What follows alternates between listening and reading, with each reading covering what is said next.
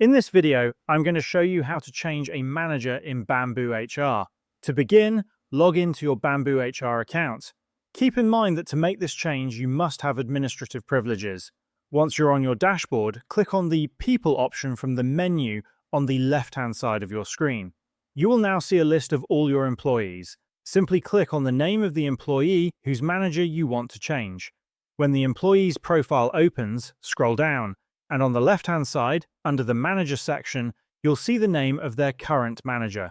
To update this, scroll back to the top of the page and click on Request a Change, located at the upper right-hand side of your screen. From the menu that appears, select Job Information.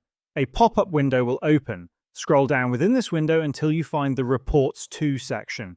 Here, remove the name of the current manager and choose the new manager from the drop-down menu. After selecting the correct name, click Submit. At this point, you'll notice that BambooHR displays a message saying that your changes have been requested.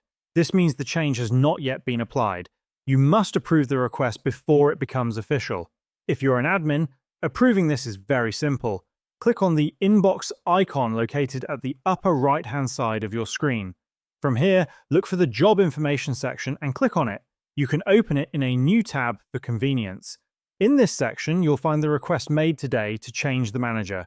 Click on it to open the details. You'll see the name of the previous manager, the name of the new manager, and the employee for whom the change has been requested. Simply click Approve, and the request will be confirmed. Once you go back to that employee's profile page and refresh it, scroll down again, and you'll see that the manager's name has successfully changed. That's how you can change a manager in BambooHR efficiently and correctly.